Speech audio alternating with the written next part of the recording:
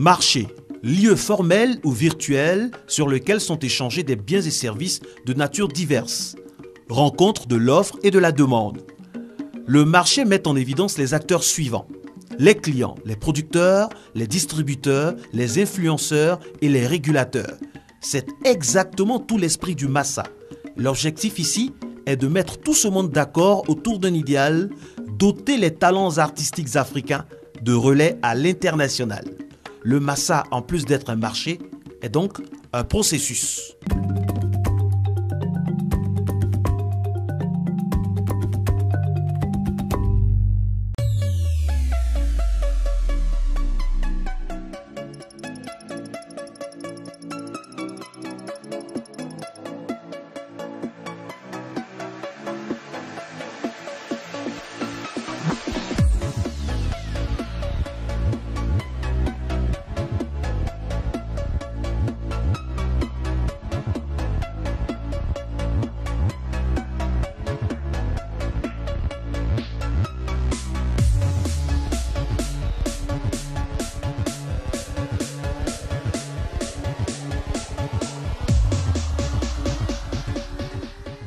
Il y a eu un lancement. On va partir donc de ce lancement-là jusqu'aux perspectives, parce que le thème de notre bilan, c'est le Massa et après. Alors, comment vous avez pensé le lancement de ce Massa? Le Massa est un marché, c'est un forum des professionnels et c'est un festival qui malheureusement se limitait sur l'intervalle d'une semaine. Donc pour nous, ça nous faisait l'effet d'un feu d'artifice qui s'allumait dans tout Abidjan et dans quelques villes de l'intérieur et puis qui s'éteignait tout d'un coup. Donc on a essayé de sortir de cette logique de la trop courte durée pour nous installer dans une durée un peu plus moyenne ou un peu plus longue. Et c'est ce qui nous a amené à mettre en place une cérémonie de lancement qui d'ailleurs a eu lieu quelque part un an avant, en septembre 2015, on a fait le lancement.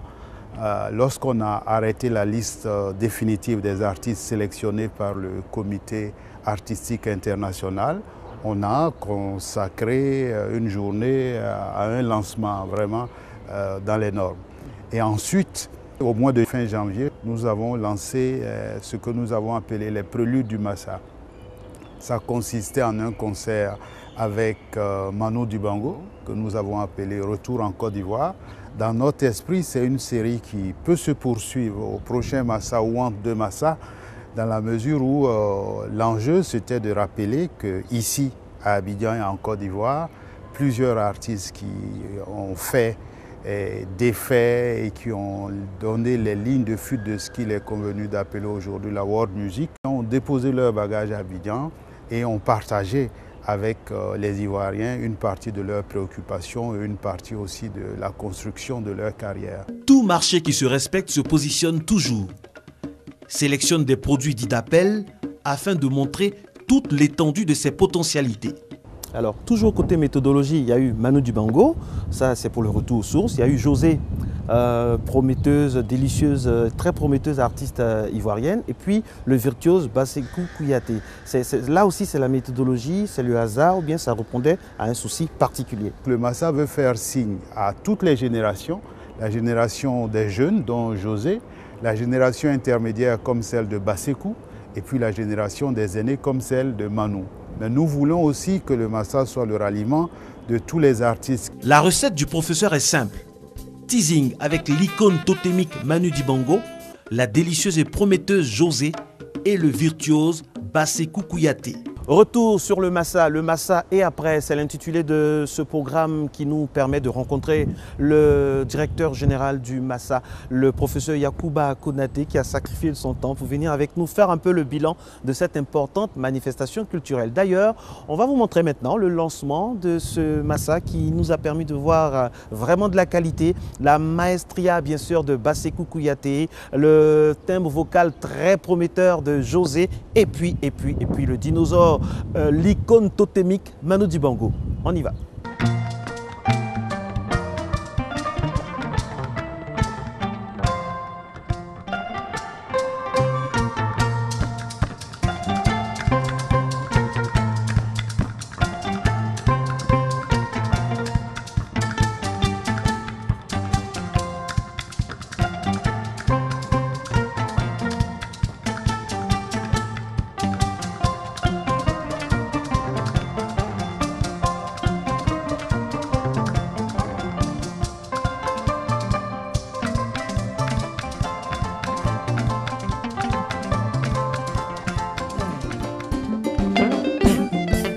J'ai rencontré Bijou, il a le swag, il a la classe.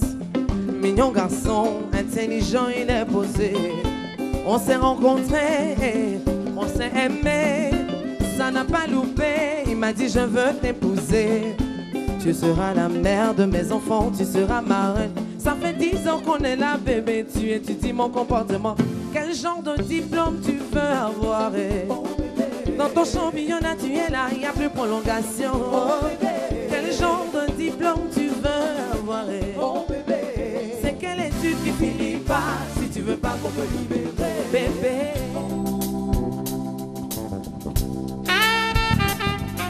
Si elle est samba, amboae, lamboae.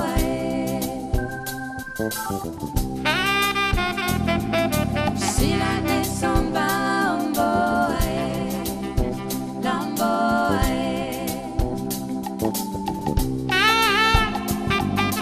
Si elle est samba, amboae, lamboae.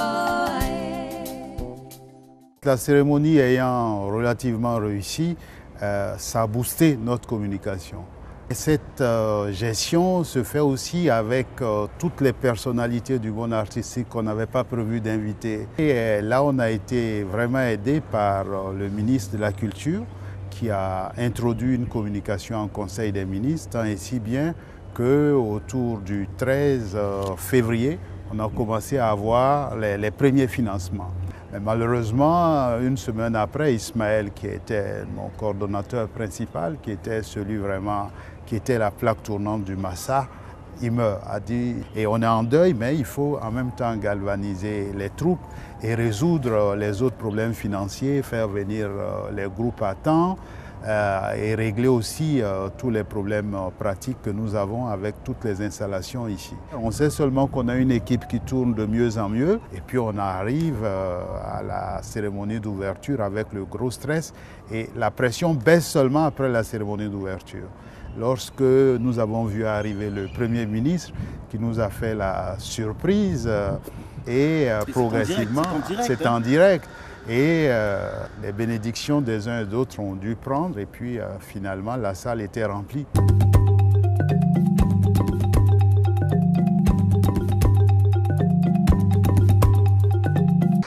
Cette 9e édition du Massa qui enregistre quelques 2000 participants, m'a-t-on dit, internationaux, est un signal fort au monde. Elle est une marque de repositionnement de notre pays dans le concert des nations ouvertes aux autres. Elle confirme que la Côte d'Ivoire a renoué avec la paix et la stabilité et que le pays reprend sa place dans l'économie africaine et mondiale, y compris bien sûr au plan du développement culturel. C'est une raison supplémentaire pour encourager les organisateurs du Massa à tenir le pari de cette édition, élément précurseur important pour les prochains Jeux de la francophonie à Abidjan en juillet 2017.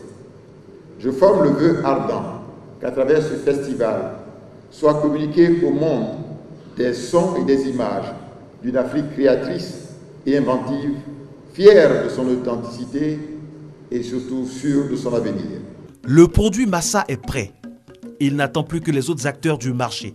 La programmation se veut, elle, éclectique, hétérogène, multiple et multiforme. Musique, danse, troupe théâtrale, contes, humoristes. L'Afrique, dans toute sa diversité, se donne rendez-vous à Abidjan, le carrefour de toutes les cultures.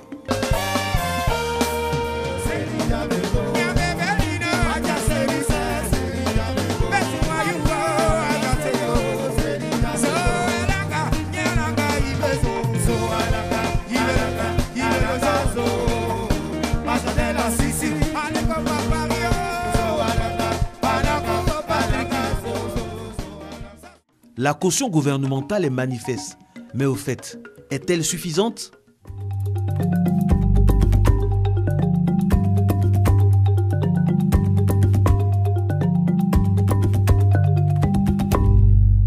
Monsieur le directeur, on a vu la caution du gouvernement avec la présence du Premier ministre, M. Daniel Kablan-Duncan.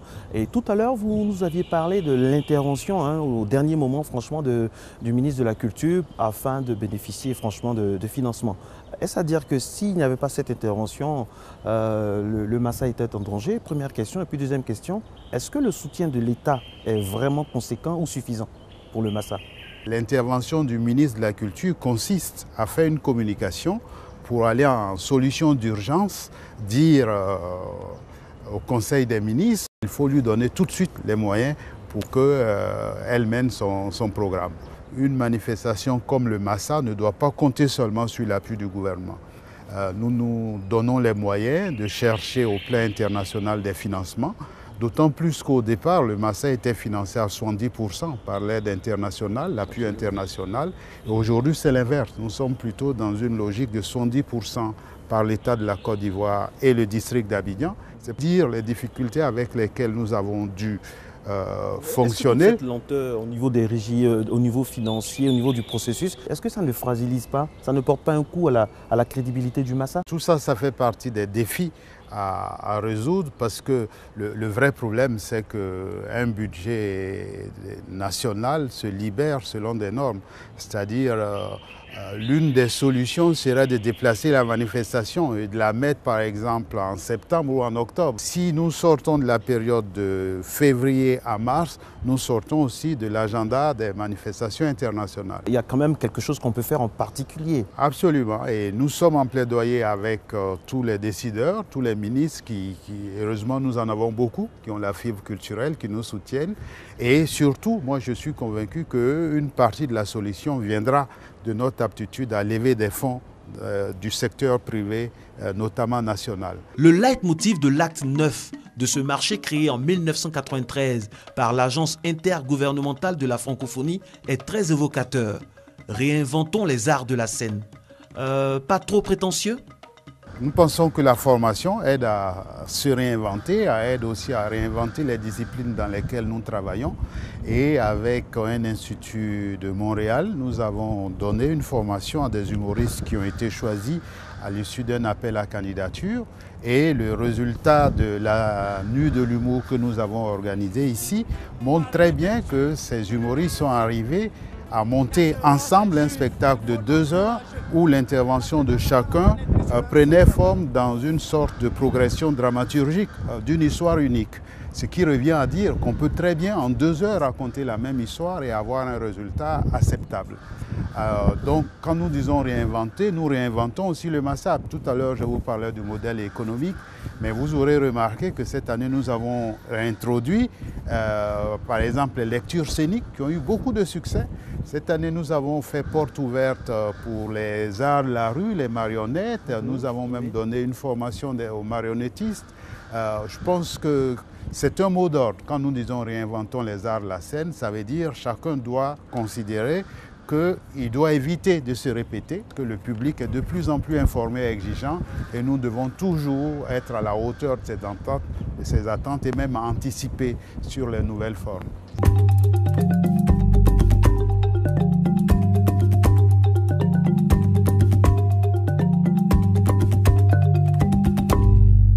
Il y a eu les préparatifs du lancement. Après, il y a eu le lancement, il y a eu la cérémonie d'ouverture. Eh bien, il va falloir mettre la main dans le cambouis. C'est le leitmotiv du professeur Yacouba Konaté à toutes ces troupes. Et ça va commencer des centaines de personnes au quotidien au service du Massa. Et croyez-moi, ça a été de grands moments, que ce soit en musique, en danse, en théâtre, en conte. La salle, les différentes salles du Palais de la Culture ont rivalisé d'ardeur. Et même à l'extérieur, avec l'Institut français, avec le Massa Off, délocalisé même dans d'autres villes de la Côte d'Ivoire. Des moments d'émotion, retour sur tout ce qui a rythmé ce Massa. Regardez.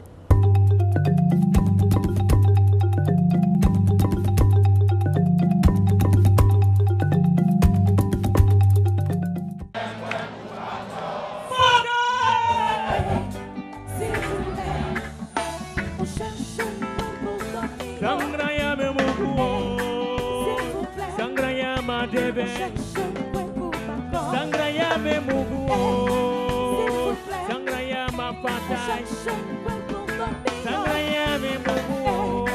S'il vous plaît, Sangraya ma fatal. cherche un coin pour Oh nana, dormir. oh nana, oh nana.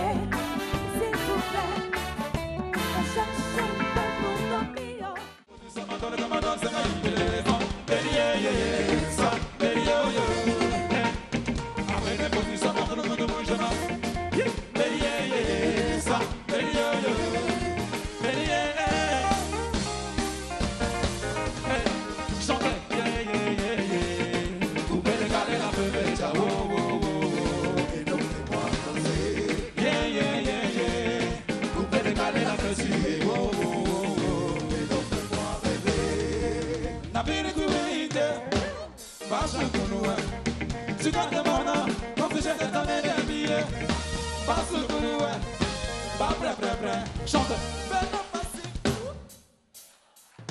Jalousie y'a qu'à te louer, maman gonna comprendre, ce n'est pas ma faute.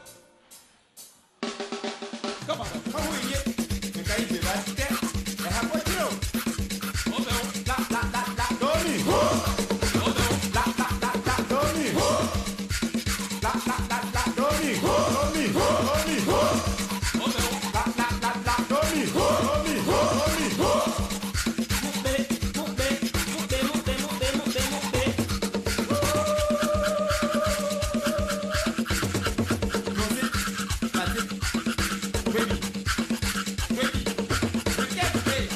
King Kola.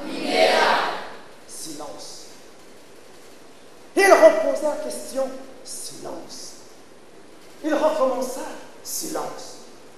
Et quand il voulut appeler le bourreau, Yeglebès, le jeune Yeglebès prit la parole. Oh, vénérable roi, nous avons trouvé le comment construire ton palais entre ciel et terre. You see, this one when she want talk, nah, oh, because you don't concern me at all. Yes, I'm a student. I won't talk now. Is that true or true? Yeah, because if you think I'm lying, you can ask my fellow Hebrew brothers. Hey, yeah, you what I need to know? These guys are. It doesn't matter if they go.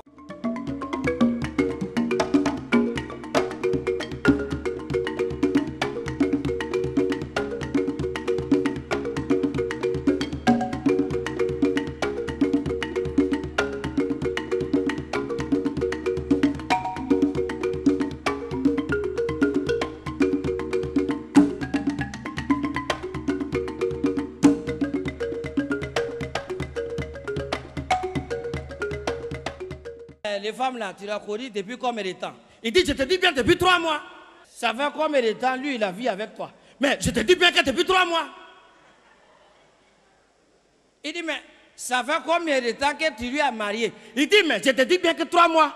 Les gars disent, ah, mais là, il y a combien de 3? 3, plus 3, plus 3. Vous qui avez de l'école là, 3 fois 3, il donne combien? Il dit, prends, c'est ton enfant.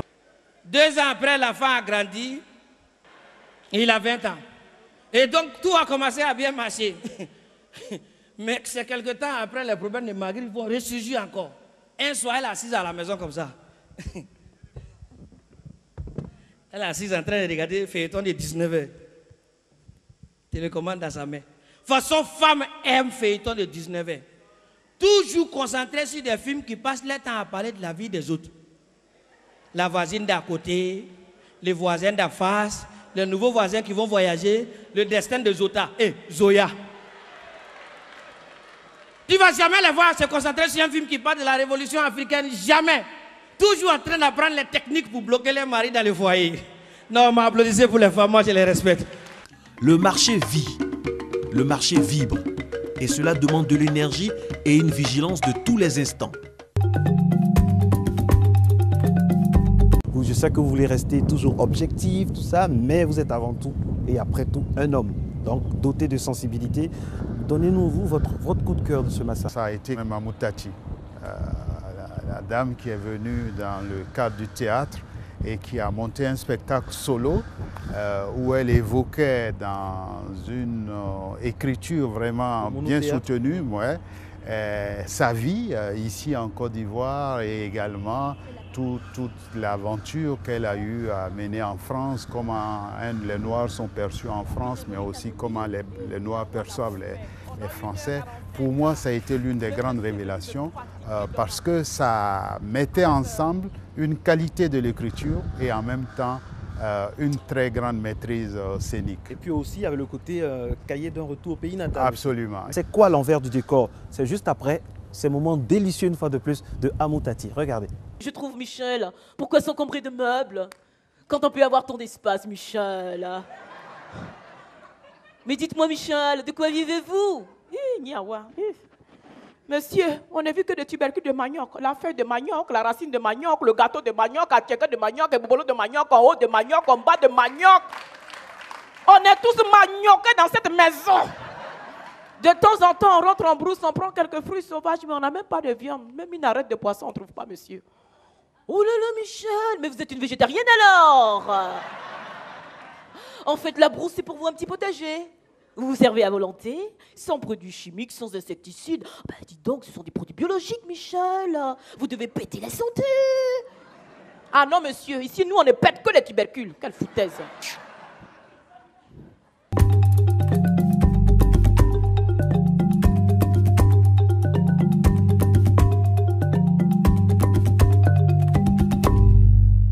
Retour sur ce magnifique plateau à ciel ouvert qui constitue bien sûr notre prétexte pour parler un peu de tout ce qui a rythmé le marché des arts du spectacle africain. Quel a été le taux de fréquentation? Qu'est-ce que les artistes ont pu avoir? Quels sont les bénéfices pour la Côte d'Ivoire? Qu'est-ce qui s'est passé concrètement? Les retombées, c'est d'abord en termes de contrats. Et les contrats, ça concerne les artistes ivoiriens, mais ça concerne aussi tous les artistes qu'on a invités. C'est une manifestation internationale qui d'ailleurs se fait un point d'honneur de s'ouvrir aux diasporas africaines. Nous avons enregistré 46 contrats signés. C'est un bilan encourageant par rapport à l'année précédente où au finish nous en avons reçu 37 au total. On a accueilli dans ce Massa 994 artistes ivoiriens. Globalement, ce que la Côte d'Ivoire gagne, c'est aussi une campagne de communication. Le directeur général de la RTI a compris que le Massa avait des contenus à vendre et que les spectacles qui sont produits pendant la semaine sont des produits qui peuvent être conditionnés, remis sur le marché. Et nous pensons que c'est un partenariat qui va nous permettre d'évoluer et d'aider aussi les artistes à avoir un peu plus de recettes. Le taux de fréquentation est de 12 000 personnes par jour et nous comptons seulement au niveau du Palais de la Culture, sans compter que sur les autres scènes à Yopougon, à Cocody, il y a eu un public qui est venu également régulièrement. Nous pensons que la dimension festival gagnerait à se déployer dans les villes de l'intérieur. Cette année, nous avons fait une petite esquisse vers Yamoussoukro. Nous pensons que nous allons amplifier notre présence dans les villes de l'intérieur. L'autre chose, c'est que nous voulons nous rapprocher des diasporas, cette fois-ci, de l'Amérique du Sud. On a eu une percée vers le Brésil qui nous a envoyé 2 spectacles. La prochaine fois, nous voulons avoir peut-être 2 ou 4 spectacles de l'Amérique latine en général, mais surtout nous voulons avoir plusieurs professionnels, plusieurs programmateurs de spectacles d'Amérique latine. Quand on a vécu toute cette frénésie, tout cet emballement, on a quelque part envie de suspendre le rêve, alors vient l'épineuse question. Le Massa, et après? À ce Massa, nous avons accueilli 37 pays et 2500 festivaliers. C'est la moitié de ce que nous attendons dans 1 an et demi aux Jeux de la francophonie.